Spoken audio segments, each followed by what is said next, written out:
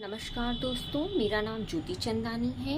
आप सभी जानते हैं कि कल नेट का जो कि नोटिफिकेशन नया आया है जून 2025 एग्ज़ाम के लिए, तो आज हम कुछ विगत वर्षों के प्रश्न पत्र को हल करेंगे जिससे कि आगामी परीक्षा में हमारी सहायता हो सके। तो चलिए शुरू करते हैं।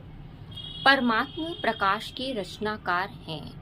ये प्रश्न यूजीसी नेट पेपर 2012 में पूछा गया है। अब मैं आपको विकल्प दे रही हूँ और पुनः एक बार प्रश्न को पढ़ती हूँ।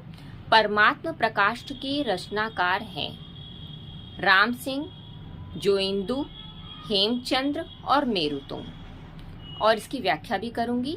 उत्तर देने के साथ मैं इसकी व्याख्या करूंगी ताकि आपको पूर्ण रूप से अच्छी तरीके से समझ में आ सके। परमात्मा प्रकाश जोइंदू की रचना है।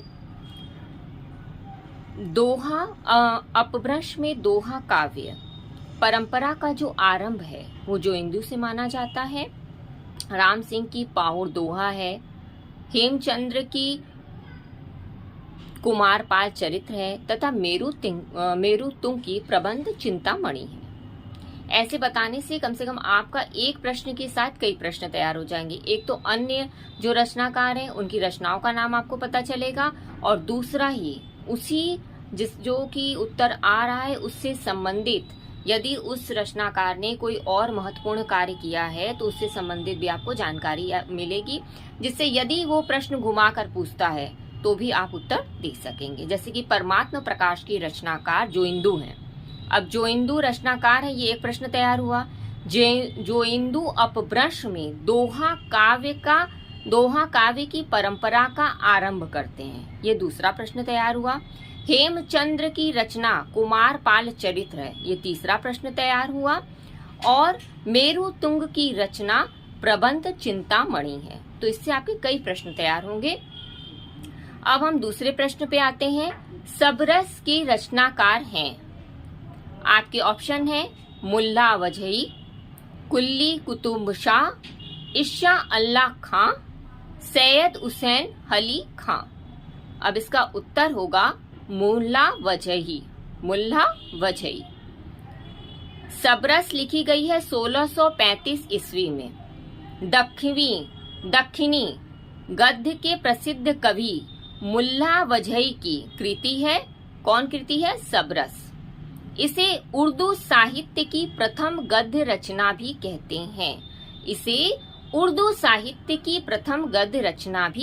हैं। अब हम तीसरे प्रश्न पे आते हैं। हठ योग का प्रभाव निम्नलिखित कवियों में से किस पर पड़ा? ध्यान से सुनिएगा। हठ योग का प्रभाव निम्नलिखित कवियों में से किस पर पड़ा? पहला ऑप्शन है स्वयंभू, दूसरा है घाघ भंडरी, तीसरा है उदयणमाण और चौथा है गोरखनाथ। तो उत्तर होगा नागनाथ का मूल गौधों की व्रजयान शाखा से संबंधित है और हठ योग का प्रभाव निम्नलिखित कवियों में से गोरखनाथ पर पड़ा। गोरखनाथ का जो हठ योग है नाथ सिद्धों से ये संबंधित थे। और नाथ सिद्धों की संख्या कितनी है? तो नाथ सिद्धों की संख्या 9 है। उन 9 के नाम भी आपको याद रहने चाहिए क्योंकि क्रम से उन सिद्धों के नामों के साथ जैन आचार्यों को भी जोड़ दिया जाता है और उनमें से पूछा जाता है कि कौन सा नाथ सिद्धों में सम्मिलित नहीं है। तो यदि आप नाथ सिद्धों के नामों से परिचित नहीं हैं तो आप सही उत्तर नहीं दे सकेंगे। तो हठ योग का प्रारंभ गोरखनाथ से, मतलब हठ योग का जो प्रभाव है वो गोरखनाथ की रचनाओं में आपको देखने को मिलता है, जिसमें रहस्यवाद और सहज साधनावाद सम्मिलित है। इस क्वेश्चन का जो उत्तर है वो तो आपको पता चल गया कि गोरखनाथ है।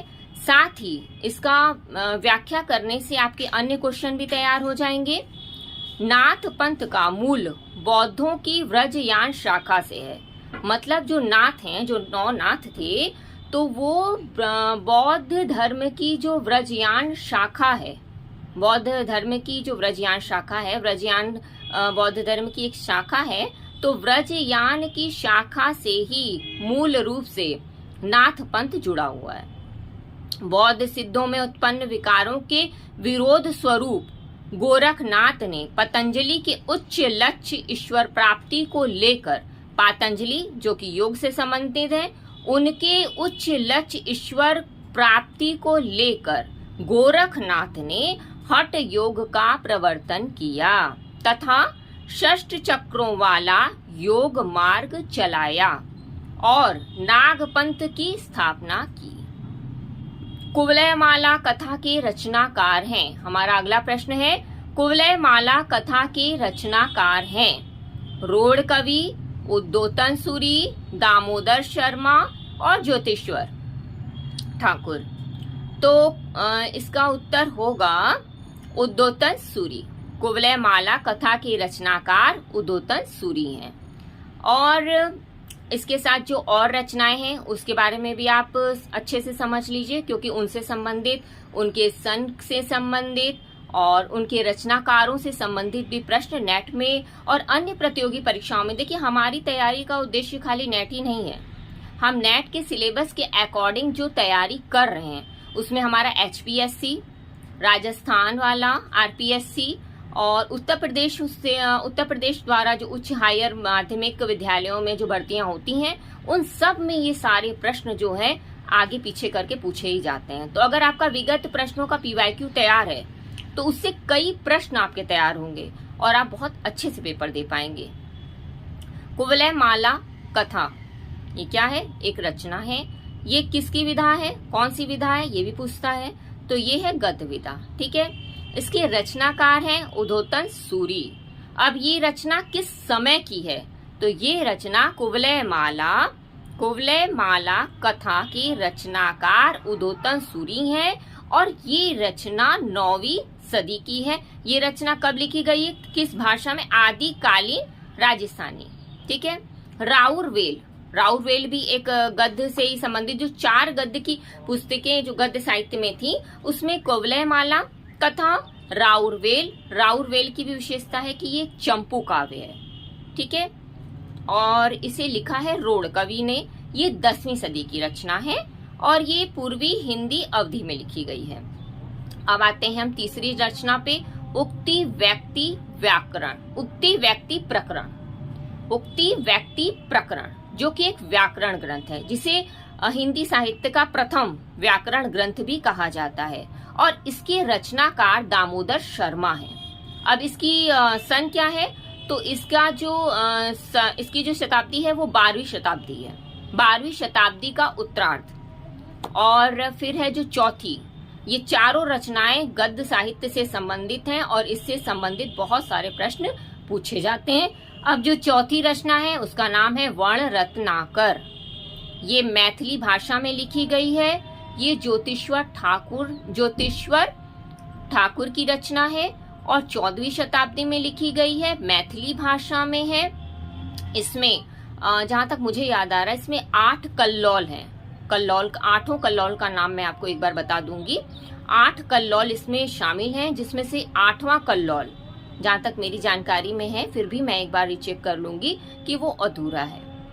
और अब हम अगले प्रश्न पर आते हैं। रहद्यमाण की रचना। ऑप्शन है प्राकृत पेंगलम, संदेश रासक, जयचंद प्रकाश और प्रबंध चिंतामणि। अब इसमें से आपको ये बताना है कि रहद्यमाण की रचना कौन सी है। तो रहद्यमाण की रचना है संदेश रासक, जो कि 12वीं शती में लिखी गई थी। अब और रचनाएं जो हैं उनसे संबंधित भी आप कुछ प्रश्न समझ लें। जैसे कि संदेश रासक तो आप समझ ही लिए कि अब्दुल रहमान की रचना है, 12वीं शताब्दी के पूर्वार्ध में लिखी गई है, तो कुछ लोग इसे 13वीं सदी का प्रारंभ भी मानते हैं।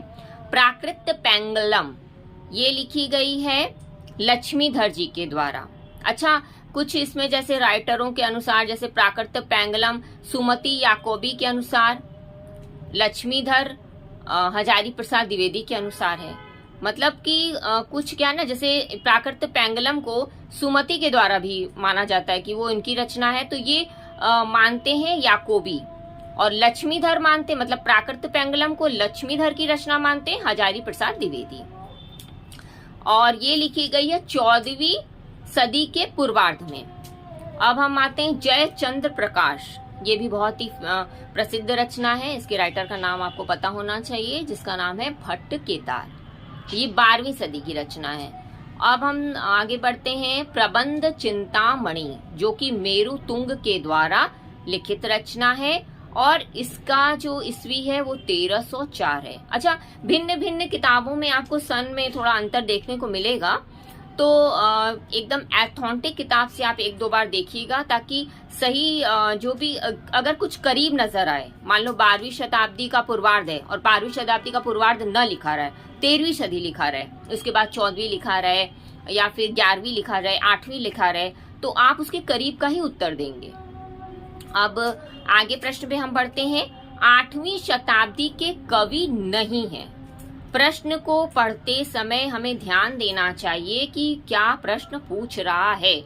यदि नहीं है पूछ रहा है, क्योंकि मेरे साथ ऐसा बहुत बार ऐसा हो चुका है कि मैं नहीं पे जल्दीबाजी में ध्यान नहीं देती हूँ और कई क्वेश्चन मेरे गलत हो जाते हैं, क्योंकि नहीं से तो उत्तर पूरा चेंज हो जाता है, परिवर्तन हो जाएगा। जो हमें हाँ बोलना है वो हम नहीं बोल देंगे, जो नहीं बोलना है वो हम हाँ बोल देंगे। तो हमें नहीं प्रश्न का उत्तर देते समय हमें इस बात का ध्यान देना चाहिए कि हम 1 से 2 बार प्रश्न को अच्छे से पढ़ें, ताकि हमारा उत्तर सटीक हो और गलत होने के चांसेस बहुत कम हो। तो अब हम देखते हैं सरहप्पा। ऑप्शन में सरहप्पा हो गया, हेमचंद्र हो गया, स्वयंभू हो गया और शबरपा हो गया। अब हम सबकी जो समय है सब पर ध्यान देते हैं। सरहप्पा का समय, सरहप्पा की पहले रचना, सरहप्पा की रचना है दोहा कोश, और सरहप्पा को 8वीं सदी का मानते हैं, ठीक है। और राहुल साकृत्यायन जी हिंदी साहित्य का प्रथम कवि, राहुल साकृत्यायन जी हिंदी साहित्य के प्रथम कवि सरहप्पा को मानते हैं। ये प्रश्न भी कई बार पूछा जाता है, तो आपके ध्यान में रहना चाहिए। दूसरा है हेमचंद्र। हेमचंद्र का है शब्दानुशासन। अभी हेमचंद्र की एक रचना हमने और आगे पढ़ी है, कुमार बाल चरित्र, तो वो भी ध्यान रखिएगा। ये 11वीं सदी के थे। और शबरपा, तो शबरपा में शबरपा इनका जो रचना है चार्यापद है और ये लिखी गई है 8वीं सदी में। स्वयंभू ने लिखी है पौमुचर्यु।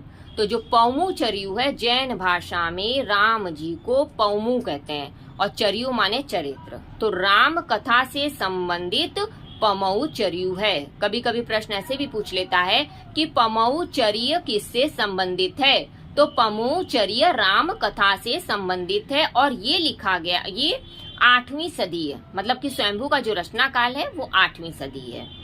अब इसका उत्तर क्या होगा? 8वीं शताब्दी के कवि नहीं है, तो 8वीं शताब्दी के कवि हेमचंद्र नहीं है। अब क्यों नहीं है?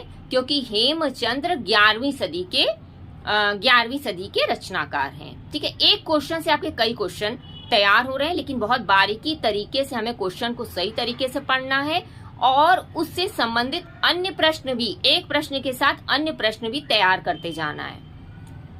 अब हम अगली रचना की ओर आते हैं। पुष्प दंत की प्रबंध रचना है ऋक्थमेणी चर्यु, पमौचर्यु, ऋण कुमार चर्यु, भव्यसित कहा। अब देखिए, ऋण मेरु चर्यु, ऋण कुमार चर्यु, परम्योचर्यु, भव्यस कथा। भव्यस्यत कथा है धनपाल की हो गई, और ऋण मेरी चर्यु स्वयंभू की रचना है। पमौचर्यु भी स्वयंभू की रचना है। स्वयंभू की 3 रचना है, पमौचर्यु, ऋणी चर्यु, और जो तीसरी है स्वयंभू छंद।